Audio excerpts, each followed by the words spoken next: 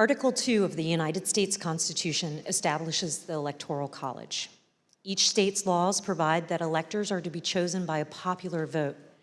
And on December 14, 2020, electors met in all 50 states and the District of Columbia to cast their votes. Joseph Biden won by a margin of 306 to 232. The election was over. Mr. Biden was the president-elect. Before the Electoral College met, Donald Trump and his allies filed dozens of legal challenges to the election, but they lost over and over again, including in front of multiple judges President Trump had nominated to the bench. In many of these cases, the judges were highly critical of the arguments put forward, explaining that no genuine evidence of widespread fraud had been presented. For example, a federal judge in Pennsylvania said, "This court has been presented with strained legal arguments without merit and speculative accusations unsupported by evidence. In the United States of America, this cannot justify the disenfranchisement of a single voter, let alone all the voters of its 6th most populated state." On December 15th, after the Electoral College certified the outcome, the Republican Majority Leader in the Senate acknowledged Mr. Biden's victory. Yesterday, electors met in all 50 states. So as of this morning, our country has officially a president-elect and a vice president-elect. Many millions of us had hoped the presidential election would yield a different result. But our system of government has processes to determine who will be sworn in on January the 20th. The Electoral College has spoken. So today I want to congratulate President-elect Joe Biden. Even members of President Trump's cabinet and his White House staff understood the significance of his losses in the courts and the absence of evidence of fraud. They also respected the constitutional certification by the Electoral College. Many of them told President Trump that it was time to concede the election to Mr. Biden. For example, then Secretary of Labor Gene Scalia, an accomplished lawyer and the son of late Justice Scalia, called President Trump in mid-December and advised him to concede and accept the rulings of the courts.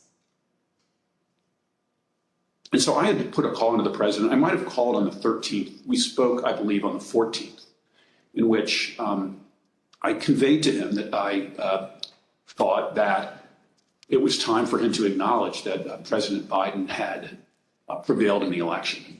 But I communicated to the president that when that legal process is exhausted and when the electors have voted, that's the point at which that outcome needs to be expected. I told him that I did believe, yes, that once those legal processes were run, if fraud had not been established, that had affected the outcome of the election, that unfortunately I believed that what had to be done was concede the outcome.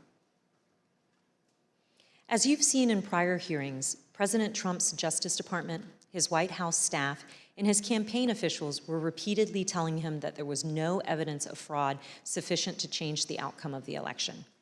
And last week, we conducted an 8-hour interview with President Trump's White House counsel, Pat Cipollone. You'll see a number of excerpts of that interview today and even more in our next hearing. Mr. Cipollone told us that he agreed with the testimony that there was no evidence of fraud sufficient to overturn the election. I want to start by asking if you agree, Mr. Cipollone, with the conclusions of Matt Morgan, of Bill Barr, of all of the individuals who evaluated those claims, that there is no evidence of election fraud sufficient to undermine the outcome in a particular state. Yes, I agree with that. And Mr. Cipollone also specifically testified that he believed that Donald Trump should have conceded the election. Did you believe, and Mr. Cipollone, that the president should concede once you made the determination based on the investigations that you credited DOJ did and the campaign did? Did you, in your mind, form a belief that the president should concede the election loss at a certain point after the election? Well, again, I was the White House counsel. Some of those decisions are political. So to the extent that, but if your question is, did I believe he should concede the election at a point in time? Yes, I did. I believe Leader McConnell went onto the floor of the Senate, I believe in mid-December, and basically said, the process is done. That would be in line with my thinking on these things.